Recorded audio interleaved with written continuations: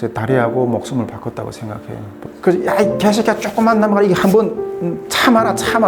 거불거불 이렇게 거의 죽을라 말라는 사람도 있잖아요. 그런 사람들이 들어서 이게 달구지 실는 거예요. 야, 그래도 여기는 참 인권이 있는 나라구나. 저는 김주한입니다. 탈북은 제가 97년도 6월인가 7월인가 그때 탈북을 했었어요. 23살에 탈북을 했죠. 탈북할 때는 저희 큰 형님하고 같이 탈북했어요.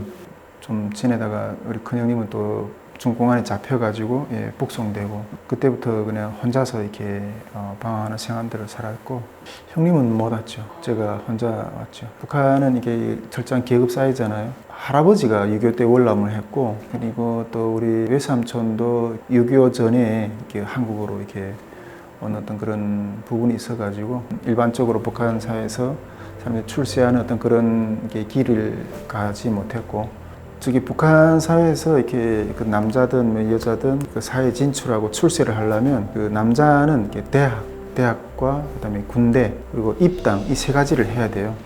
그런데 우리 가족 같은 경우에는 이렇게 그 월남자 가족이다 보니까 입당을 일단은 못했고 그리고 대학도 안 보냈어요. 군대도 우리 큰형님이나 둘째형님 같은 경우는 군대도 안 보내더라고요. 근데 우리 셋째 형 때부터는 군대 모집을 하는 게 뭐 숫자가 뭐 부족해서 그런지 셋째 형 때부터는 그래도 군대는 내보냈어요. 그래서 저도 이렇게 군대는 갔다 왔어요. 근데 참 군대 생활을 참 기억하면 너무 뼈아픈 어떤 생활들이 많았어요. 제 다리하고 목숨을 바꿨다고 생각해요. 제가 고등학교를 졸업하고 18살에 이렇게 군에 입대를 했었거든요. 근데 육군단에 이렇게 함경북도 쪽을 이렇게 주둔하고 있는 군부대인데 그 육군단의 그 24사 이렇게 그 사단에 가서 이렇게 신병 훈련을 마치고 보통 공병국에 그 공병부대에 배치받아서 이렇게 지냈는데 보통 이게 북한 군대는 이렇게 전투 그런 임무나 또 이런 쪽으로 이렇게 기본 뭐 하는 어떤 그런 부대는 크게 많지는 않다고 생각해요. 보통 북한군은 이렇게 그 노동력이라고 보면 돼요. 나가서 이렇게 북한군 어떤 북한의 이 전체적인 어떤 이 사회 건설이라든가 뭐 도로를 놓는다든가 철도를 놓는다든가 뭐 아파트를 짓는다 이때 다 그 군대를 동원해요. 뭐 발전소를 지은다든가. 근데 저희도 그냥 이렇게 그때 그 신병 훈련을 3개월 마치고 바로 그 부대에 가 보니까 저희 부대는 그 온성에 이게 창평 담배 농장 건설을 하는 그쪽에 들어가 있더라고요. 김일성이 어떤 명령이 있었는가 하면 조선인민군에도 하이칼라식 담배를 공급하십시오 하는 어떤 그런 명령이 떨어졌어요. 그 하이칼라라는 말이 무슨 말인지 저 북한에 있을 때는 잘 몰랐어요. 그 담배를 공급을 하려면 일단 담배 농장이 그 군대에 공급하게 되는 그 담배를 생산하는 담배 농장이 필요하고 그 농장을 건설하려면 그 농장을 또 이렇게 운영하게 될 노동자들이 필요하잖아요. 노동자들을 그쪽에 담배 농장에 이렇게 주둔시키려면 또 살림집이 필요했기 때문에 그 우리 부대가 그 살림집 건설을 가서 맡아서 하고 있더라고요. 그래서 제가 그때 신병훈련을 마치자마자 온성 창평 담배 농장에 가서 1000세대 살림집 건설을 그때 이렇게 진행을 했었거든요. 그 북한 군은 뭐 이렇게 정부에서 뭐 자재를 대주고 다 이런 게 없어요. 그냥 뭐 가서 지으라 하면 아무것도 없는 것 가운데서 그냥 그 농장 건설을 해야 되거든요. 제 모든 뭐 이 설비, 뭐 자재, 뭐 이런 건 다 그냥 자체 해결을 하면서 그리고 이렇게 뭐 웬만한 자재들은 다 이게 주변에 농장에 가서 소도 도둑질해 오고 달구지도 도둑질해 와서 그걸 가지고 사용하고 뭐 웬만한 어떤 자재들을 그 구입을 해올 수 있는 우리 병사들 중에서 집에 가서 그런 것들 구입해 올 수 있는 사람이 있으면 집에 보냈어요. 우리 북한군은 이렇게 10년 군복무를 하잖아요. 근데 그 10년 군복무를 하는 중에서 집에 휴가를 한번 가는 게 하늘의 별따기거든요. 그때 이게 자재를 구해 와야 되니까 휴가도 보내더라고요. 그래서 이렇게 어쨌든 저런 식으로 이렇게 자재를 해가지고 그 담배 농장 건설을 했어요. 근데 그 건설을 하는 중에 이 온성 같은 경우에는 엄청 날씨가 춥거든요. 제가 한국에 왔을 때는 처음에 이렇게 한국의 겨울이 이것도 겨울인가 봄처럼 느꼈어요. 근데 지금은 많이 적응이 돼서 한국 겨울도 뭐 이렇게 춥긴 한데 북한은 진짜 뭐 보통 영하 20도, 뭐 온성 같은 이런 데는 그렇게 내려가거든요. 소금이 이렇게 달다는 걸 느껴보셨어요? 공급이 제대로 안 돼가지고 나중에는 이게 소금도 없어가지고 못 먹었어요. 그냥 옥수수밥에다가 염장, 시라지 뭐 이런 국물을 조금 해가지고 이렇게 먹는데 비상용으로 소금 요만큼씩 이렇게 훈련용으로 이렇게 배당 차고 있는 건데 그걸 이렇게 조금씩 이렇게 맛을 보니까 아 소금이 달다는 걸 느꼈어요. 중요한 거구나. 그때 제가 군 생활하면서 처음 느꼈어요. 그 사관에 어떤 애들은 이렇게 못된 놈들은 그 엄동설 안에 짜증나면 이렇게 군기를 잡는다고 그 한밤에 이렇게 우똥까지 다 뽑고 그냥 이렇게 훈련시키고 막 그때는 막 진짜 막 악에 받쳐서 소리를 지르면서 이렇게 어쨌든 이 밥 먹으러 한번 가려면 앞전을 지키거든. 이렇게 앞전하는 사람만 이렇게 철봉에서 이렇게 현수라든가 뭐 평행봉이라 이런 걸 하는 사람만 이렇게 들여보내 밥 먹으러 들여보냈어요. 그런데 이게 사람이 이 영양실조가 걸리면 이 몸 자체도 유지하기 힘든데 그걸 앞전시키는 것도 이런 이 자갈밭에다 시켜요. 자갈밭에다 이렇게 한번 푹 씌우면 이게 잔등이 이렇게 뚝 떨어지면서 이게 제대로 못 쏘면 자세를 해서 못 쏘면 잔등이 다 벗겨지고 이 납법이라는 걸 시키거든요. 땅에 탁 이게 그 엎드리는 거예요. 그렇게 이거 몇 번만 하면 이게 여기 다 벗겨져요. 그 밥을 한 술 그 먹기 위해서 아 진짜 그 피눈물 나게 또 그렇게 밥 먹다가도 기분 나쁘면 일어서 하고 다 내보내요. 얼마 안 되는 밥을 먹는 것도 그렇게 악하게 놓으니까 눈 깜짝 사이 막 먹고 이렇게 제일 힘들었던 거는 그 온성에서 이렇게 집을 지르는 나무 자재가 있어요. 나무를 이렇게 베서 오는데 나무가 이렇게 앞통 뭐 그리고 뒤통은 좀 얇죠. 그런 것 한 2, 3m짜리, 3, 4m짜리 그런 걸 이렇게 베서 사람들이 매가 나르는데 그걸 끝까지 그 이동해야 되는데 뒤에 이게 진짜 저 같은 경우는 너무 힘들어가지고 아 분대장님 이게 제가 힘들어서 놓겠다고. 근데 이걸 둘이 놓을 때 같이 놔야지 한 사람 뒤에서 놓으면 이게 한 사람 앞에 이렇게 다쳐요.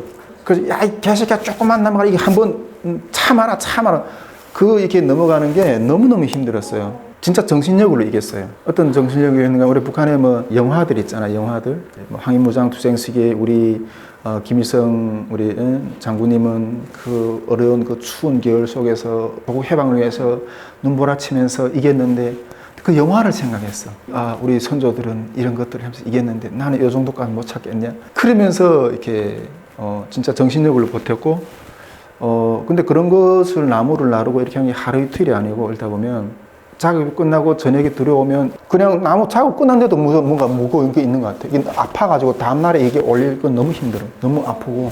겨울에 이게 지붕 위에 올라가서 지붕 작업도 할 때도 이렇게 망치로 못을 쳐야 되는데 너무 이렇게 힘들고 이러다가 못을 가지고 이렇게 손을 들이치기도 하고 떨어지기도 하고 내년 봄까지 이 집을 완공하라 그래가지고 아니 밤에 야간 작업하면서 군무 서는 것도 졸려가지고 졸은 거예요. 졸다가 탁 하다 보면 이렇게 불이 모자가 다 태워먹고 우리 동기들끼리 짬시간에 앉아서 담배 피우면서 눈물을 흘렸어요.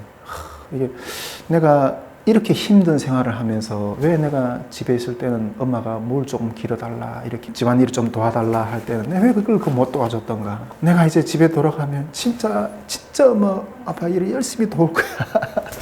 진짜 그런 아픔이 있었어. 그리고 막 눈물을 툭툭 흘리면서 고향생활 울기도 하고. 그곳에서 이게 제일 많은 환자가 영양실조, 결핵, 그리고 간염 이런 환자들이 제일 많은 거예요. 근데 이런 거는 이게 먹지 못해서 오는 병들이거든.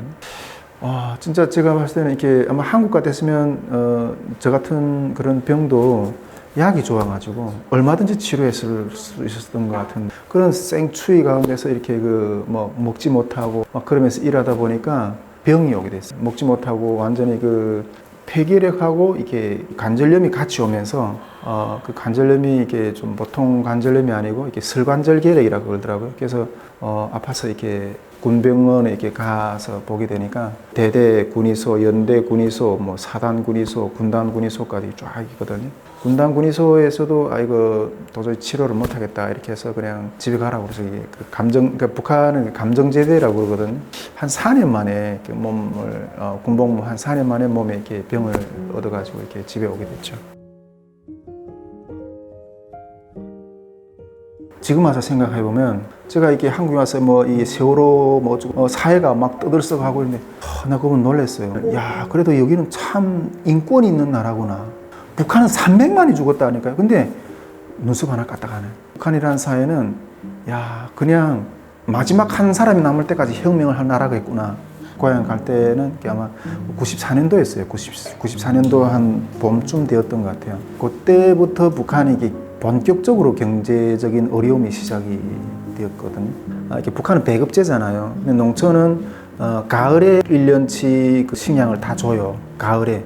그 가을에 받은 어떤 그 식량 가지고 1년 껏 살아야 되는데 보통 그 1년 중에 밀이 떨어지다 보니까 다른 사람들이 구워 먹어요. 그 식량이 여유 있는 사람들한테 가서 구워 먹거든요. 근데 그 구울 때는 옥수수 한 킬로를 갖다 먹으면 저기 가을에 물어주기로 하는데 그때는 잎살 한 킬로로. 그러니까 이게 옥수수는 만일 여기서 우리 뭐 한국 돈으로 뭐 10,000원이라 하면 잎살은 배로 비싸거든요.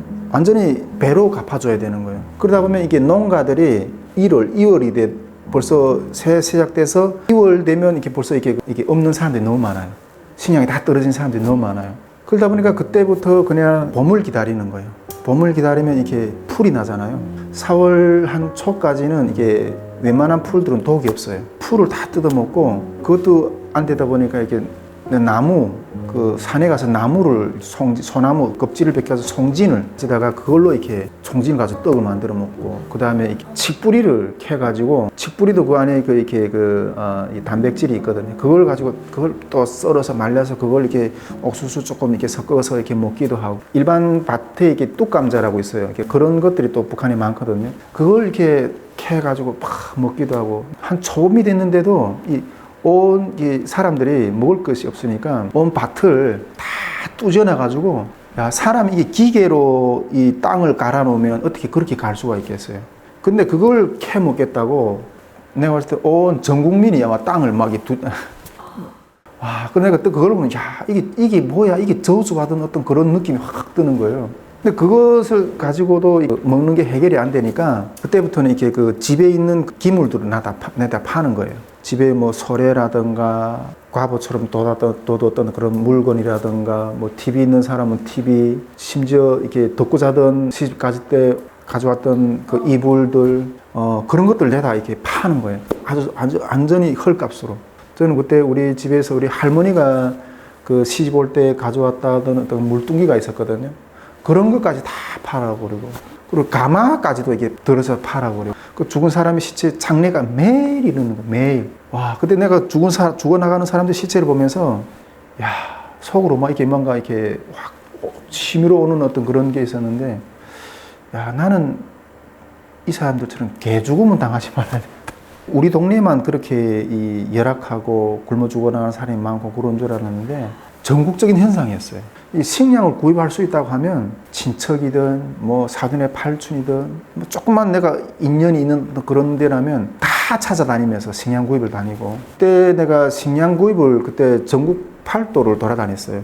역전들 있잖아요. 기차 역전들 뭐 큰 역 단천, 청진 뭐 어쨌든 이런 큰 역전들 보면 리원 우리 같은 리원 역전들 이런 데 보면 역전들이 사람이 그냥 꽉 차 있는 거예요. 사람들이 꽉 차 있는데 왜냐하면 먹을 걸 구하기 위해서 이동을 해야 되니까. 근데 이 역전들에서 이게 굶어 죽은 사람들이 이게 시체들이 이게 널려져 있는데 며칠씩 죽어 있는데 그 시체를 치우는 사람이 없어. 그 실제 현실이었어요. 그게 전 앞마당이 완전 사람들이 천지야. 전 주변에 이거 담벼 같은 어떤 그런 쪽에도 보면 사람들 쭉 누워 있어요. 아침이면 이게 소달구지가 하나 이게 아침마다 와. 근데 무슨 소달구지인가 하면 누워 있는 사람들 중에서 아직 죽진 않았는데 거불거불 이렇게 거의 죽을라 말라는 사람도 있잖아요. 그런 사람들이 들어서 이게 달구지 실는 거예요. 어디로 가는지 몰라. 우리 옛날에 그 기차 안에 그 사람들이 꽉 들여 차가지고 그 사람들 위에로 이렇게 막 지나가고 거기도 못 타니까 지붕에 그 기통 뭐 다 그렇게 차고 다니고 그 북한은 그 전기차잖아요. 근데 그 위에 전기선이 있잖아요. 어떤 사람들 그 전기에 치여가지고 죽는 사람도 있고. 나중에 와서 뭐 한국에 와서 뭐 들어보니까 뭐 그때 고난의 행군 시기에 뭐 300만이 굶어 죽었다 이런데 그게 뭐 어떤 데이터로 나와서 그런지 모르겠지만은 짐승이 죽어도 그렇지는 않죠. 인권이 없고 존재의 어떤 그런 가치가 없고 사람을 안 본다니까. 그게 그 숱한 사람이 굶어 죽어 나가도 정권이 유지돼. 왜냐하면 혁명이라고 생각. 혁명하기 위한 우리는 어떤 피 흘리는 거다 이런 그 가치관으로 하기 때문에 그때 그런 현실 속에 뭐 어제는 더 이상 어디 가서 식량 구입할 데도 없고 보통 6월 5월쯤 되면 제일 먼저 심는 작물이 이게 감자거든요. 감자 씨도 정말 친척들한테 겨우겨우 얻어가지고 조금 이렇게 심어놨는데 그 감자도 이렇게 보통 다 여물어야 캐잖아요. 근데 여물기 전에 땅을 후벼요. 땅을 후벼가지고 그 감자 알이 맺힌 거 그렇게 캐 먹고 그래 그렇게 먹고 또 이렇게 먹고 나서도 이렇게 더 이상 먹을 게 없는 거예요. 그러다가 한 며칠 굶었어. 일단 그냥 죽겠다 싶어서 우리 형하고 우리 원성 쪽에 우리 누나가 시집을 가 있는 데 있어요. 누나한테 한번 좀 가서 식량 좀 구입할 수 있을까? 거기에서 가자고 그랬거든. 근데 근데 며칠씩 굶고 이랬으니까. 근데 우리 기원에서 그 온천까지 가져도 기차 타고도 엄청 많이 시간이 걸리거든요. 도시락은 못 사더라도 이렇게 한 끼 먹고는 가야 되지. 그래서 앞집에 우리 둘째 형네가 살았는데 둘째 형네 딱 가가지고 큰형하고 저기 지금 식량 구입을 저기 원성 쪽으로 가려고 하는데 때거리에도 한 끼 먹을 걸 좀 달라고 하니까 형이 그 부엌역에도 요만한 솔에다가 이렇게 감자 한 2, 3kg 되게 딱 이렇게 캐놓은 게 있더라고. 저거 가지고 가서 먹고서 길 떠나라 그러더라고요. 너무 고맙다. 그래서 가지고 딱 나오는데 그때 우리 조카가 우리 둘째 형 딸이 7살인가 그렇게 된 조카가 있었는데 조카가 이렇게 내가 그걸 가지고 나오는데 뒤다가 이렇게 하면 삼촌 그걸 가지고 가면 우리 그 뒤에 그 말이 딱 들리는데 얼마나 마음이 아픈지 못 들은 채 하고 그냥 나왔어요. 우리 여기서 부산 갔지 차를 타고 가도 한 대여섯 시간이면 가잖아요. 근데 기차를 타고 이동해야 되는데 기차라는 게 전기가 없다 보니까 가다가 한 보름을 가요. 그럼 며칠씩 굶으면서 그 가던 길에 너무 이렇게 배고프고 힘드니까 이렇게 식량 구입을 가는 어떤 그런 아줌마들이 이렇게 이 배낭을 기차가 안 가니까 이렇게 배낭을 끌어안고서 이렇게 면도칼을 가져가서 배낭을 칼을 싹 찢어가지고 쌀 이렇게 받아서 훔쳐가지고 그렇게 가서 뭔가 또 바꿔먹고 훔쳐먹고 가면서 겨우겨우 한 열흘 넘어서 왔던 것 같아요. 열흘 넘어서 왔는데 누나 너도 너희도 이렇게 사는 게 장난이 아닌 거예요.